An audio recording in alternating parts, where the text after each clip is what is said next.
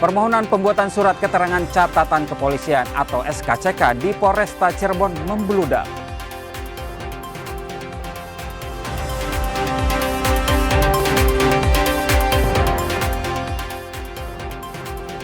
Seorang guru honorer menangis histeris saat sepeda motornya terkena tilang oleh petugas gabungan.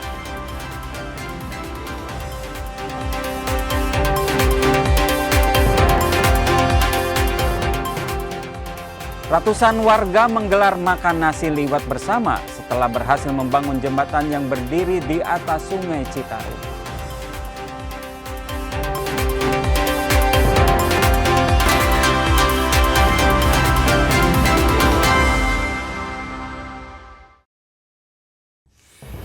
Selain ketiga informasi utama tadi, kami masih memiliki informasi menarik lainnya. Saya Hendar Nun akan menemani Anda dengan berita independen terpercaya.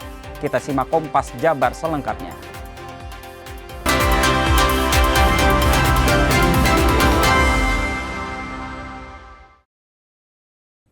Hujan deras yang mengguyur wilayah Pangandaran membuat jalan raya penghubung dua kecamatan terendam banjir setinggi 50 cm. Akibatnya, banyak sepeda motor yang melintas mengalami mogok. Tak hanya itu, banjir juga membuat belasan hektar sawah warga ikut terendam.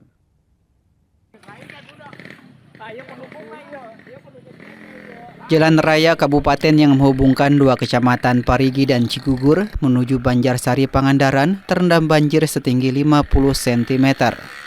Akibatnya kendaraan roda 2 yang nekat menerobos jalan tersebut mengalami mogok di tengah genangan air. Warga di lokasi turun tangan membantu mengatur arus lalu lintas kendaraan dari dua arah agar pengendara tidak terperosok ke dalam saluran air. Sejumlah warga lainnya secara sukarela ikut membantu pengendara sepeda motor menggunakan gerobak. Sementara pengendara sepeda motor lainnya memilih untuk memutar balik kendaraan mencari jalan lain yang tidak terdampak banjir. Banjir ini disebabkan akibat dua sungai, Cijalu dan Pangawinan meluap setelah diguyur hujan deras selama seharian. Air setinggi 50 cm menutup jalan raya dan merendam belasan hektar sawah milik warga. Tak hanya itu, bangunan rumah dan kios pedagang yang berada di jalur jalan Cijalu terisolir dan nyaris terendam banjir. Nendi, warga setempat mengatakan, setiap hujan deras, dua sungai Cijalu dan Pangawinan yang berada di Kecamatan Parigi dipastikan meluap dan merendam pemukiman warga. Warga sudah beberapa kali mengadukan kepada pemerintah agar keberadaan dua sungai tersebut dilakukan penyodetan dan perbaikan. Namun hingga kini tidak ada realisasi. Kalau di sini kebetulan sering karena ini termasuk dataran paling rendah di daerah Cijoho. Ini Cijoho sama Cijalu perbatasan. Oh, ini dari luapan dari kali apa nih kan? Sungai Cijalu. Ya, itu ya. Sungai Cijalu. Ini kan sering dah. Harapannya apa nih? Semoga kedepannya jadi perhatian untuk pemerintah daerah untuk bagaimana mengantisipasi banjir yang termasuk musiman ini.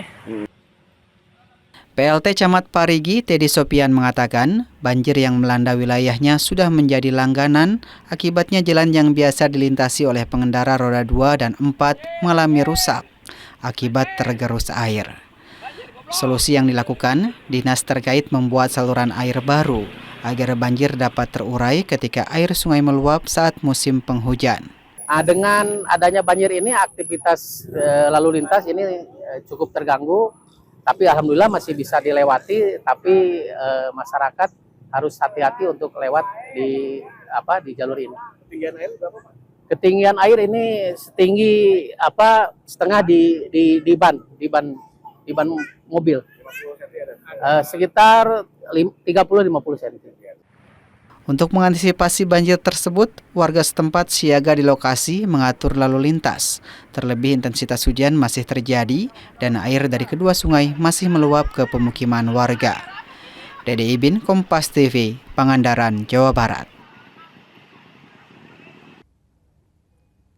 Diduga sopir hilang kendali, truk pengangkut tebu menabrak bagian belakang truk di depannya. Tak ada korban jiwa maupun luka dalam insiden itu. Namun arus lalu lintas di jalur Pantura sempat macet karena muatan tebu tumpah ke badan jalan.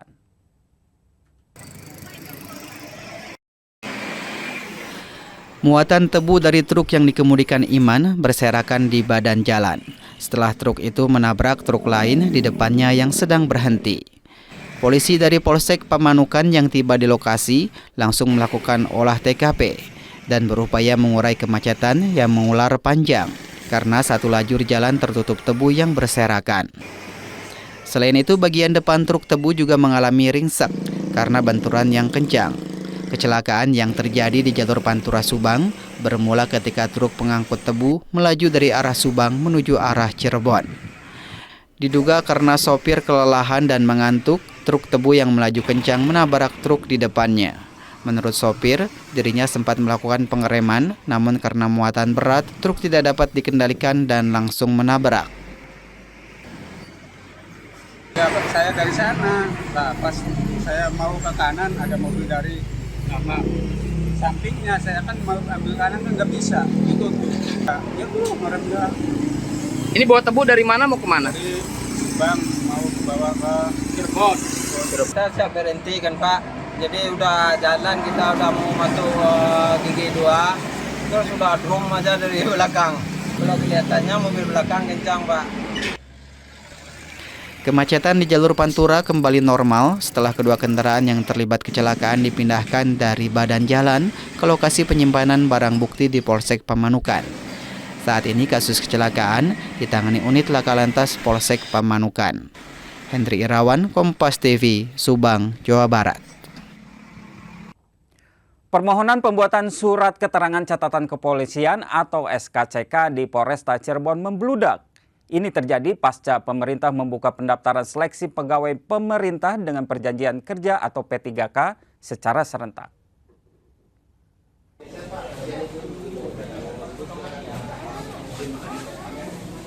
Ruang Satintelkam dan Sentral Pelayanan Kepolisian Terpadu (SPKT) Polresta Cirebon, Jawa Barat ini penuh dan sesak. Sejumlah warga Kabupaten Cirebon mengantri sejak pagi untuk membuat SKCK. Dimas Angga Pratomo rela datang dari Kecamatan Susukan sejak pagi. Sejak tiba di Mapolresta, dia langsung mengantri untuk menyerahkan berkas permohonan pembuatan SKCK. Pemberkasan awal ini telah dia lakukan melalui pendaftaran online di aplikasi Polri Presisi sehingga tidak menunggu lama. Setelah beberapa jam, ia akhirnya mendapatkan SKCK. Permohonan berkas ini dilakukan Dimas untuk memenuhi persyaratan pendaftaran P3K di Dinas Pertanian Kabupaten Indramayu. Sejak 5 tahun terakhir, Dimas bekerja sebagai penyuluh lapangan di Dinas Pertanian Indramayu sebagai tenaga honorer. Saya ngantri, saya dari jam 7 Pak, jam 8 langsung ngasih berkas, langsung alhamdulillah prosesnya sangat cepat. Walaupun ya harus ngantri Pak namanya juga. Karena kebetulan banyak yang banyak Pak. Nah, Tapi lebih mudah Pak ya? mudah Pak, lebih memudahkan. Syarat apa Pak? Persyaratan pendaftaran P3K paruh waktu Pak. Petugas Intel Polresta Cirebon, Ibda Ending Wahyudin menyampaikan, pembuatan SKCK telah ramai sejak hari Rabu dan hari Kamis pekan kemarin. Jumlah permohonan tertinggi terjadi pada hari Senin yang melebihi 500 pemohon sejak pagi hingga sore. Sebagian besar warga Kabupaten Cirebon ini membuat SKCK untuk keperluan persyaratan pengajuan P3K. Dalam satu hari, rata-rata pemohon mencapai 400 hingga 500 pemohon. Jumlah ini meningkat drastis dari jumlah pemohon harian yang hanya berada di angka 30 hingga 40 pemohon. Ya, untuk hari ini mungkin ini hari yang ke-6 ya, mungkin bisa dibilang hari ke-6, lumayan banyak pemohonnya karena memang bertepatan dengan adanya pembukaan P3K dari berbagai instansi maupun dinas yang ada di wilayah Kabupaten Cirebon. Pemohonnya setiap hari mungkin mencapai 300 sampai 400 orang per hari. Lonjakan pemohon pembuatan SKCK ini masih berlangsung hingga beberapa hari mendatang. Pemohon diminta untuk daftar awal melalui aplikasi untuk mempercepat proses pemberkasan hingga pencetakan SKCK.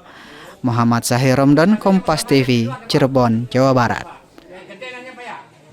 Seorang guru honorer menangis histeris saat sepeda motornya terkena tilang oleh petugas gabungan. Informasi selengkapnya akan hadir sesaat lagi.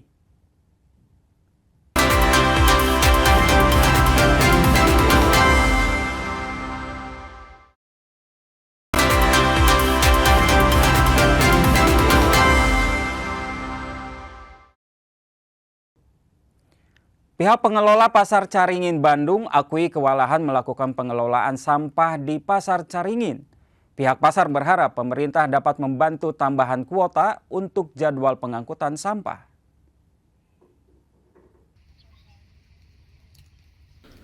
Beginilah kondisi penumpukan sampah di tempat pembuangan sementara TPS Pasar Caringin, Babakan Ciparai, Kota Bandung. Gunungan sampah yang mencapai lebih dari 2 meter ini masih dianggap wajar oleh pihak pengelola mengingat tingginya volume sampah harian yang mencapai 40 kubik ton. Hal ini tak lepas dari aktivitas ribuan pedagang di pasar induk terbesar di Kota Bandung ini. Kepala Pengelola Pasar Caringin, Asyarif Hidayat, mengakui bahwa pihaknya saat ini memang cukup kewalahan dalam menangani pengolahan sampah. Ia pun menanggapi pernyataan Gubernur Jawa Barat, Deddy Mulyadi, yang sempat menyinggung soal manajemen sampah pasar dalam sebuah unggahan di media sosial. Pengolahan sampah secara mandiri memang belum berjalan 100%.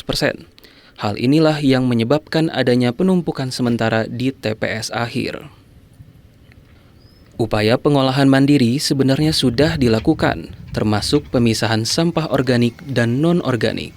Namun, belum maksimalnya fasilitas dan dukungan membuat proses ini belum berjalan optimal.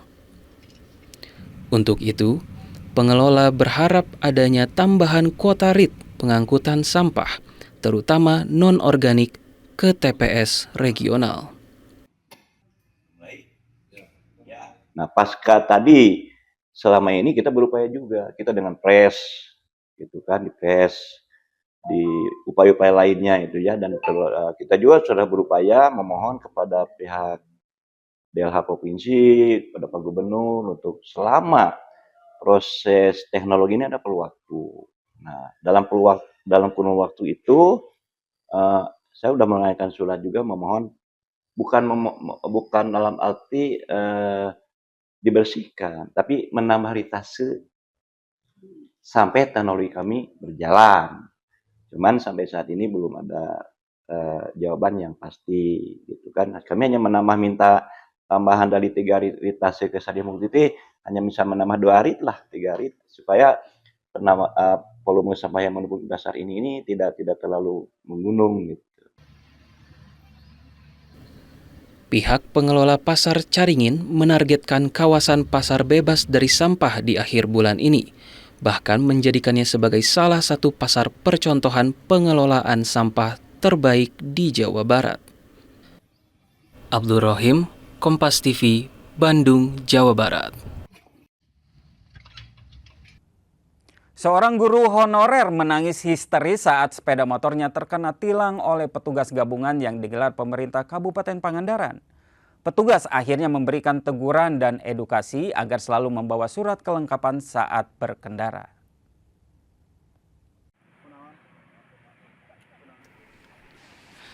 Guru honorer ini tidak bisa berkutik ketika petugas gabungan razia kendaraan bermotor memberhentikan sepeda motornya di Jalan Nasional Pangandaran Parigi.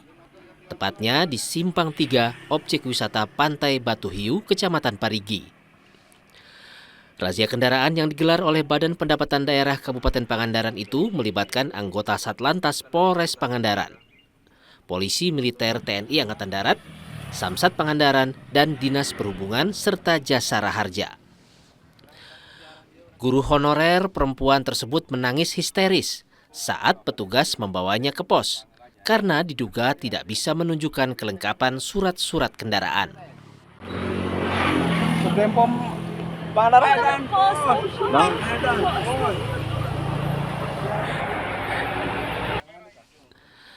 Karena merasa kasihan, akhirnya petugas memberikan teguran dan edukasi terhadap guru honorer tersebut untuk selalu membawa kelengkapan surat-surat kendaraan saat berkendara di jalan raya. Kabid Pajak Bapenda Kabupaten Pangandaran, Asep Rusli, mengatakan razia ini digelar dalam upaya mengoptimalisasi pendapatan daerah karena masih banyak kendaraan roda 2 dan roda 4 yang pajaknya habis masa berlakunya. Sebelum razia kendaraan, pihaknya juga telah melakukan sosialisasi sebanyak 2 kali kepada warga. Harapannya dengan adanya razia gabungan dan sosialisasi ini, kesadaran masyarakat membayar pajak kendaraan terus meningkat, khususnya di Kabupaten Pangandaran. Nah itu, jadi ini bagian dari optimalisasi pendapatan pajak daerah, bukan hanya razia gabungan. Kita memang selain dari operasi kendaraan ini, kita juga melakukan sosialisasi. Nah, sosialisasi ini nanti kita akan laksanakan di tahun 2025 ini sekitar 2 kali lagi, dan kegiatan razia kendaraan ini dilakukan dalam anggaran tahun 2025 ini adalah sama sekitar 2 kali. Untuk mempermudah pelayanan, Bapenda Pangandaran bersama kantor Samsat menyediakan loket pembayaran pajak kendaraan saat digelarnya razia. Pihaknya akan berupaya melakukan sosialisasi agar tingkat ketaatan dan kepatuhan pemilik kendaraan, baik roda 2 maupun roda 4, dapat meningkat dan bertujuan agar hasil pendapatan dari pajak kendaraan bermotor bisa lebih optimal. Dede Ibin, Kompas TV, Pangandaran, Jawa Barat. 26 orang terlibat pengerusakan fasilitas umum dalam aksi unjuk rasa yang terjadi pada 29 Agustus hingga 1 September lalu ditetapkan sebagai tersangka oleh Polda Jawa Barat. Dalam aksi itu, para tersangka menggunakan bom molotov, bom pipa, juga petasan, serta media sosial untuk memposting dan menyebarkan informasi yang sifatnya menghasut dan memprovokasi. Para tersangka ini diduga anarkis dan melakukan perusakan fasilitas umum dengan menggunakan bom molotov, bom pipa, dan petasan yang menyebabkan sejumlah fasilitas umum rusak, seperti kantor Gubernur Jawa Barat, DPRD Jawa Barat, dan MES MPR RI di Kota Bandung.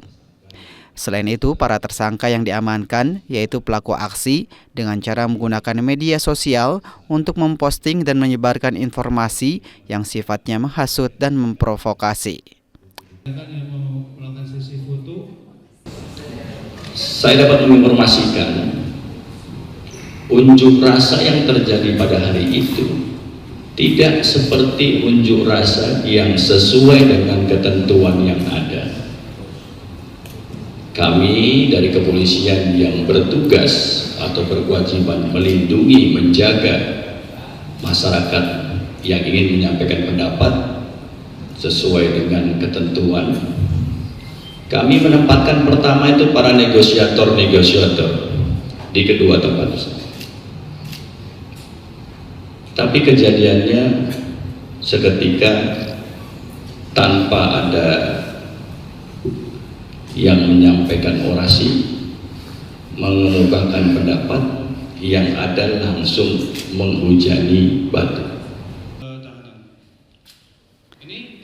Selain mengamankan para tersangka, polisi juga berhasil menyita barang bukti berupa bom molotov, petasan, dan peralatan lainnya yang digunakan untuk melakukan pengerusakan, dan sejumlah handphone serta akun media sosial yang digunakan untuk memposting dan menyebarkan informasi yang sifatnya menghasut.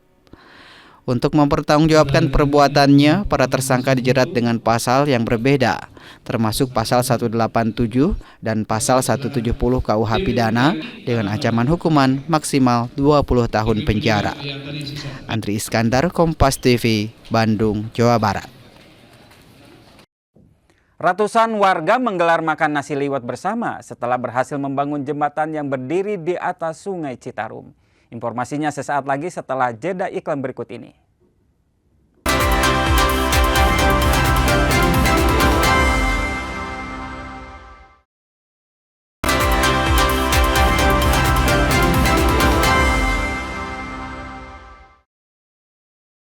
Ratusan warga menggelar makan nasi liwet bersama setelah berhasil membangun jembatan yang berdiri di atas Sungai Citarum. Pembangunan jembatan ini diprediksi mampu meningkatkan perekonomian warga sekitar. Warga kampung Cikawao, Kecamatan Pacet, Kabupaten Bandung, makan nasi liwet bersama di pinggir jembatan yang baru saja rampung dibangun. Makan bersama nasi liwet ini sebagai bentuk rasa syukur karena jembatan penghubung antar kecamatan bisa dilalui dengan nyaman, serta warga tidak lagi menggunakan jalan yang lebih jauh jika harus pergi ke tujuannya. Peresmian jembatan ini juga dihadiri forum komunikasi daerah seperti Kapolresta, Dandim 0624 hingga Wakil Ketua DPR RI. Menurut Cucun Ahmad Samsurijal, dirinya ingin mendorong program pemerintah pusat di daerah, sehingga infrastruktur bisa dibangun merata di setiap daerah. Sekarang ini kita akan makan dengan warga, ada alasan syukur dan melakukan tasyakur ngaliwat bareng dengan warga.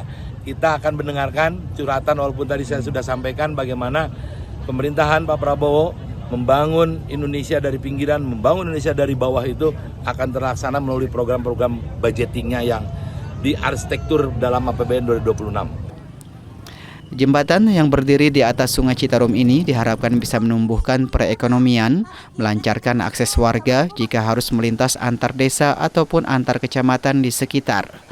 Karena saat ini warga memiliki jalur yang lebih dekat dibanding dahulu yang harus memutar ke jalur yang lebih jauh. Noval Rabani, Kompas TV, Kabupaten Bandung, Jawa Barat.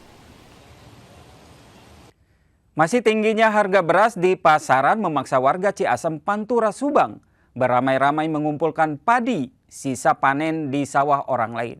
Biasanya dalam sehari warga bisa mendapatkan padi sekitar 5 kg. Puluhan warga desa Ciasem Baru, Kecamatan Ciasem, Pantura, Subang, sejak pagi sudah berkumpul di pematang sawah untuk mengais rejeki dengan memungut padi sisa panen di sawah orang lain. Satu persatu tangki padi yang tidak terpanen oleh pemiliknya dikumpulkan oleh warga. Menurut sejumlah warga, mereka memungut padi sisa panen karena saat ini harga beras di pasaran masih mahal, sekitar 12 hingga 13 ribu rupiah per liternya. Sehingga dengan mengumpulkan padi sisa panen bisa membantu kebutuhan untuk makan sehari-hari. Biasanya dalam sehari warga bisa mengumpulkan padi sisa panen sekitar 5 kg. Nyari padi buat makan sehari-hari ya, paling kalau dapat ya, kalau banyak tuh pulunginnya ya dapat 5 liter mah ke bawah. Ini padi buat diirik ini, nanti kalau udah kumpul setengah karung didesel buat makan sehari-harinya.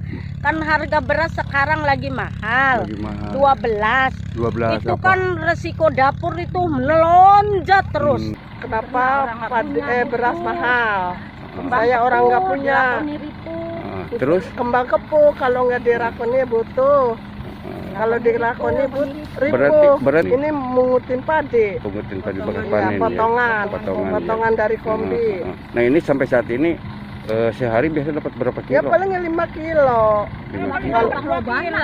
Terserah, kalau banyak orang kayak gini nggak dapat. Kenapa ini? Saat ini panen raya sudah dilakukan di sejumlah daerah di Pantura, Subang. Namun harga beras masih terbilang tinggi. Dengan memungut padi sisa panen, warga bisa sedikit terbantu di tengah kebutuhan lain yang juga semakin mahal. Hendri Irawan, Kompas TV, Subang, Jawa Barat.